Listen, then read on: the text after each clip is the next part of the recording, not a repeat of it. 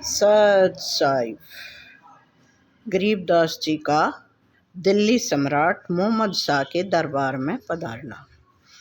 आज हमारा कहानी का है दिल्ली सम्राट मोहम्मद शाह के दरबार में पधारना। ये सन 1738 ईस्वी की बात है। मुगल सम्राट औरंगजेब की कठोर नीतियों के कारण उनके साम्राज्य की नींव हिल चुकी थी। मुगल सल्तनत का आखिरी वारिस मोहम्मद शाह विलासिता के कारण शासन पर अपनी पकड़ खो चुका था।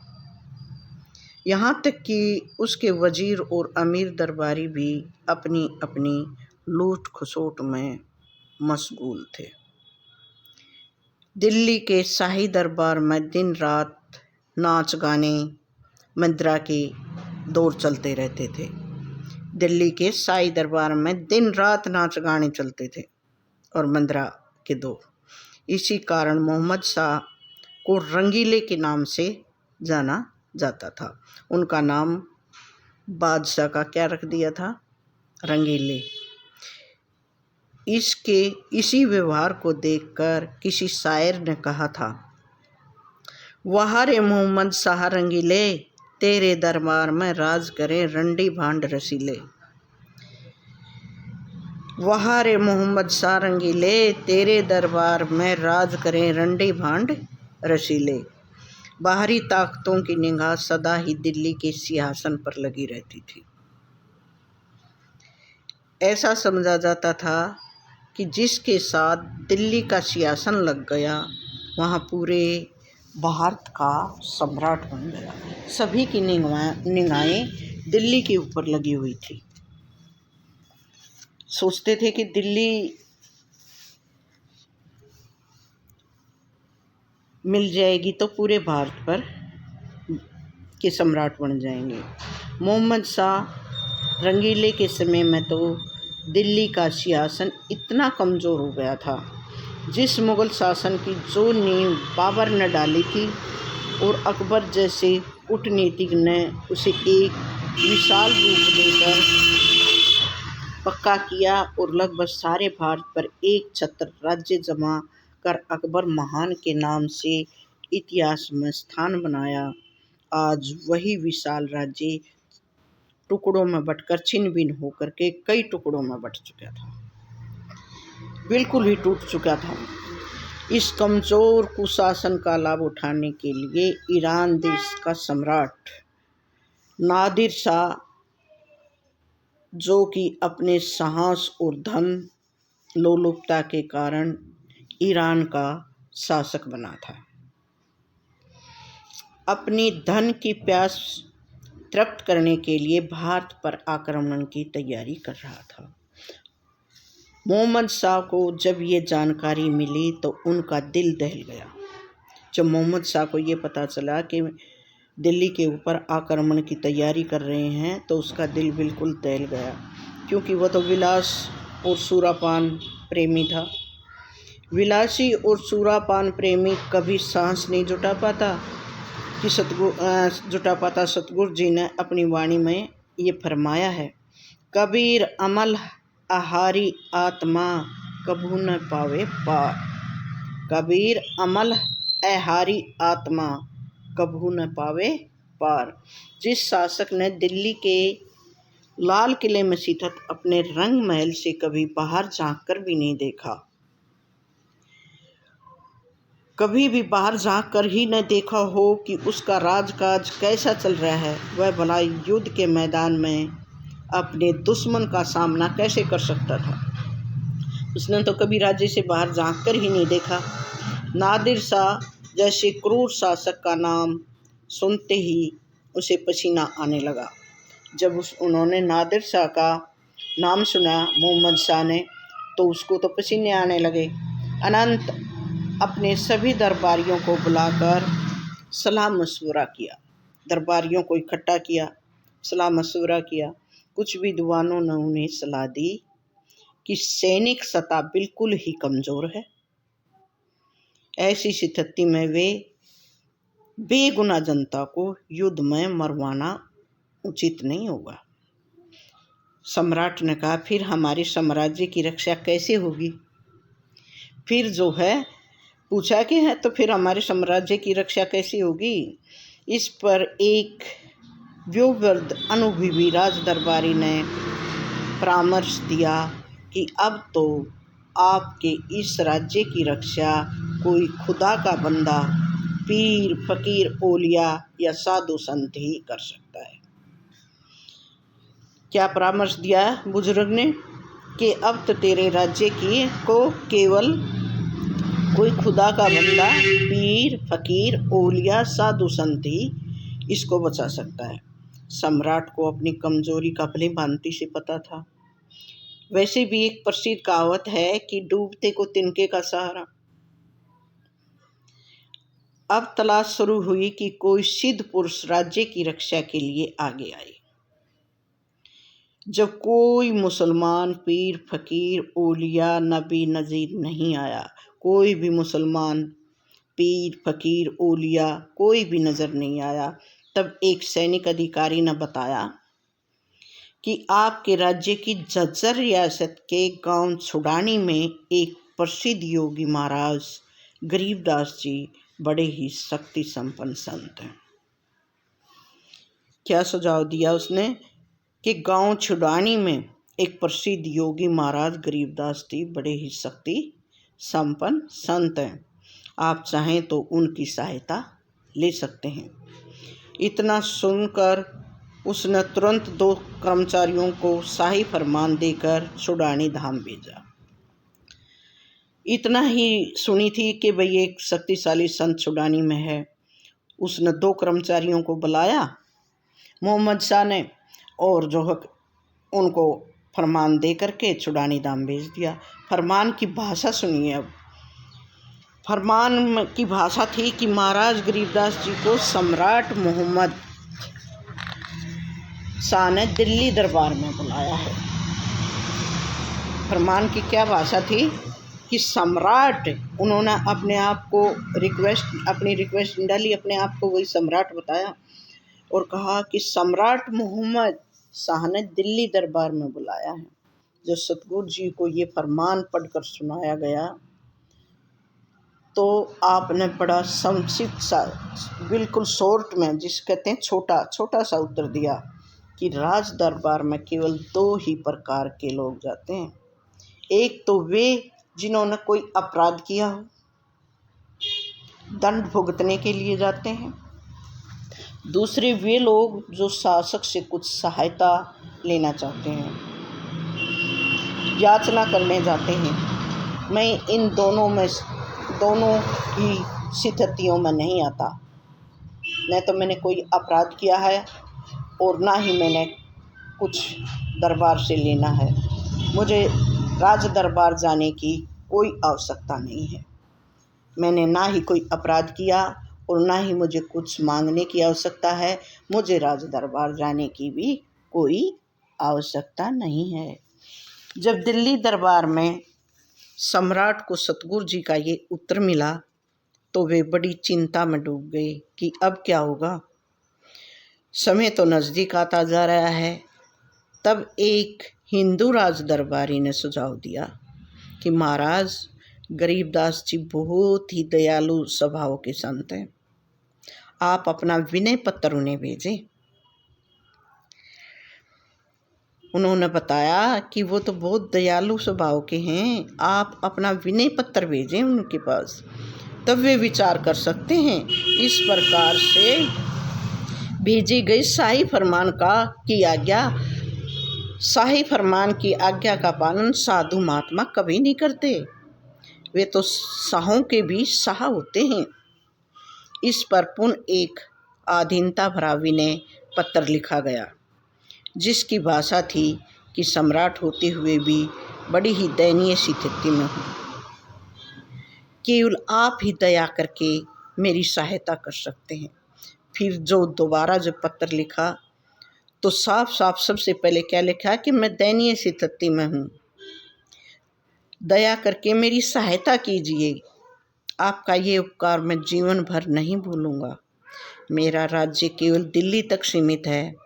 आप तो अलौकिक सत्ता के स्वामी हैं, अतः मेरी फरियाद यहाँ पधार कर सुनने की कृपा करें। मैं आपकी सुविधा के लिए राज दरबार से एक सवारी भी भेज रहा हूँ। सवारी को लेकर एक हिंदू मंत्री को भेजा गया। वहाँ पे एक हिंदू मंत्री को भेजा गया। जब दिल्ली दरबार से सतगुरु जी को ये दूसरा पत्र प्राप्त हुआ तो आपने सारी स्थिति को भांपा। जब दूसरा पत्र विनय पत्र गरीबदास जी के पास पहुंचा तो उन्होंने सारी स्थिति को भांप लिया। अपने कुछ शिष्यों के साथ दिल्ली जाने का निर्णय किया, परंतु शाही दरबार से जो सवारी आई थी उसे वापस कर दिया और कहा कि हमारे पास अपनी सवारी है, हम उसी में पहुंचेंगे। अगले दिन प्रातःकाल आप अपने 5 शिष्यों को लेकर निजी रथ पर सवार होकर दिल्ली शहर की ओर चल दिए। अपने 5 शिष्यों को साथ में लेकर दिल्ली की तरफ चल दिए अपने रथ पे। सायंकाल होते होते शहर से बाहर अपना रथ महात्मा चरणदास जी के डेरे पर रोक दिया।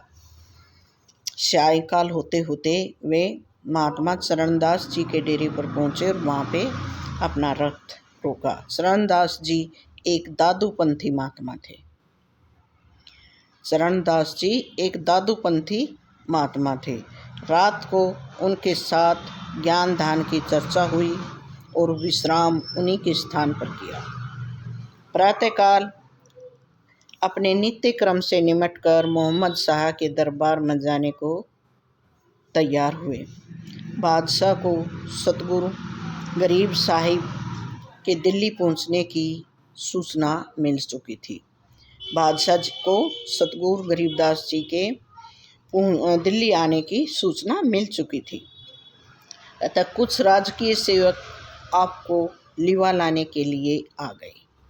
आपको लेने के लिए आ गए कुछ सेवक। महात्मा चरणदास जी ने सत्कार स्वरूप एक पीले रंग का चोला अंगरखा महाराज गरीबदास जी को भेंट किया। उनके आश्रम में रखे थे ना चरणदास जी के में, वहाँ पे चरणदास जी ने उनको गरीबदास जी को एक अंगरखा पीले रंग का भेंट किया था। सतगुरु जी ने आदरपूर्वक उसे स्वीकार किया था। ये उपहार जो था आज तक छुड़ानी धाम में सुरक्षित सतगुरु जी के वस्त्रों में के साथ रखा हुआ है। जब चरणदास जी ने जो उपहार दिया था वो आज भी सुरक्षित छुड़ानी धाम में गुरु जी के वस्त्रों के साथ में, सतगुरु गरीबदास जी के वस्त्रों के साथ में आज भी रखा हुआ है सुरक्षित। सतगुरु गरीबदास जी अपने शिष्यों सहित संत चरणदास जी को भी अपने साथ राज दरबार में ले गए। गरीबदास जी ने अपने शिष्य तो पहले ले ही रखे थे, वहाँ से चरणदास जी को भी साथ में ले लिया। राज दरबार में ले गए। वहाँ पहुँचने पर स्वयं सम्राट ने आगे आकर आप दोनों ही संतों का स्वागत किया,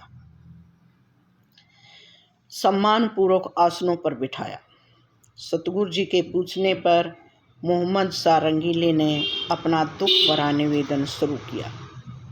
सतगुरु जी के पूछने पर मोहम्मद शाह ने अपना दुख भरा निवेदन किया। महाराज, मेरे दादा परदादा अकबर महान की सल्तनत अफगानिस्तान तक सारे हिंदुस्तान में थी, जो आज मेरे पास सिमट कर दिल्ली के आसपास थोड़े से इलाके में रह गई है। बहुत सारे सरदारों ने अलग अलग रियासतें बना ली हैं। मुल्क में फिरंगी घुसते जा रहे हैं। मेरे बचे खुचे राज्य पर ईरान का नामाकुल नादिर शाह आंखें लगाए बैठा है। कौन आंखें लगाए बैठा है? नादिर शाह। आप खुदा रशीदा पीर फ़कीर हैं और बादशाहों के भी बादशाह हैं, ऐसी नज़रें इनायत मुझ पर करें कि मेरी सल्तनत मेरे बुजुर्गों शाहों जैसी हो जाए। बादशाह की बात सुनकर सतगुरु महाराज ने कहा, जय कोई माने शब्द हमारा, राज करे काबुल कंधारा, अरब खरब मक्के को ध्याऊं, मदीना बांध हद में लाऊं, ईरा तूरा कहाँ शिकारी, गढ़ गजनी लग है असवारी। अर्थात आप यदि हमारा कहना मानोगे तो ईरान, अफगानिस्तान और मक्का मदीना सहित अरब देश आदि पर आपका अधिकार होगा। बादशाह ये सुनकर अति ही प्रसन्न हुआ। जब गरीबदास जी ने कहा कि आप हमारा क्या मानो तो आपका जो है ना राज्य पूरा हो जाएगा, तो बादशाह ये सुनकर बहुत ही प्रसन्न हो गया और बोला, जनाब आप हुक्म फरमाएं, जैसे आप कहेंगे मैं वैसे ही करूँगा। उसके मस्तिष्क में हिंदुस्तान के साथ विदेशों तक की हुकूमत के विचारों की बिजली जैसी कौंध गई। खुश हो गया था कि मेरा तो राज्य वहाँ तक होगा। सतगुरु जी ने कहा, सतगुरु जी ने उनसे 3 शर्तें मनवाई। पहली, आपके महल में सैकड़ों स्त्रियां अनेक कष्ट भोग रही हैं, इनमें से 3-4 ही आपकी वेद पत्नियां हैं। इसके अतिरिक्त से सभी को मुक्त कर दें एवं उनकी इच्छा अनुसार उन सब के पुनर्वास की व्यवस्था करें। संपूर्ण राज्य में गौ हत्या बंद कर दें। दूसरी क्या करी? संपूर्ण राज्य में गौ हत्या बंद कर दें। नंबर 3 पे भेदभावपूर्ण राज्य कर, अर्थात यानी भेदभावपूर्ण राज्य कर लगा रखा था, जिसे जजिया के नाम से बोलते थे। जजिया नाम का कर बंद किया जाए। जजिया कर केवल हिंदू प्रजा पर लागू था। प्रत्येक हिंदू को अपनी आय अथवा उपज का 1/4 भाग राज्य कर के रूप में देना होता था। इस कमर तोड़ कर को जजिया कर कहते थे। ये केवल हिंदुओं को दिया जाता था, इसलिए भेदभावपूर्ण राज्य कर रहा था। तो उसे कहा कि ये भेदपूर्ण जो है राज्य ख़त्म करो। ये कर भी जैसे हिंदुओं पर लिया जा रहा है ये बंद करो, जैसे मुसलमानों पर नहीं लिया जा रहा है ऐसे ही हिंदुओं को भी छोड़ो। सम्राट ने इन तीनों ही बातों को स्वीकार कर लिया। 3 शर्तें रखी थी, तीनों शर्तों को मान लिया और इस आशय का एक अध्यादेश भी तैयार करवा दिया, यानी मोहर लगा दी। अध्यादेश तब करते थे तो मोहर लगाते थे। मोहम्मद शाह ने सतगुरु गरीबदास जी को 12 गांव भी भेंट किए। मोहम्मद शाह जी ने उनको गरीबदास जियों को 12 गांव भेंट किए। इस पर सतगुरु जी ने कहा, राजन हमारे पास तो अपनी ही ज़मीन काफ़ी है छुड़ानी धाम में। आप इस ज़मीन का पट्टा 12 गांव जो वो दे रहे थे, इस ज़मीन का पट्टा स्वामी चरणदास जी के नाम करवा देंगे। शहर में होने के कारण इनका खर्चा भी ज़्यादा है। तब राजा ने पट्टा स्वामी चरणदास जी के चरणों में रख दिया। अब दोनों संतों को शिष्यों सहित विश्राम के लिए शाही मेहमान खाने में भेज दिया। तब सतगुरु जी से आज्ञा लेकर स्वामी चरणदास जी तो वापस अपने डेरे पर आ गए। जब महाराज जी विश्राम कर रहे थे उस समय मोहम्मद शाह ने अपना दरबार लगाया। सम्राट ने अपने दरबारियों को सारी बातें बताई, सारी बातों से अवगत करवाया कि ऐसे ऐसे हमने अपने राज्य की रक्षा के लिए संत जी के 3 वचन स्वीकार किए हैं। परंतु जब ये बात कट्टरपंथी मुल्ला मौलवियों ने सुनी तो वे बिफर गए। कहने लगे, ये सम्राट तो एक विधर्मी की बातों में आ गया, ये सच्चा मुसलमान नहीं है। इस पर तो एक काफिर की बातों का प्रभाव हो गया। ये मुसलमान हिंदुओं को काफिर बोलते थे।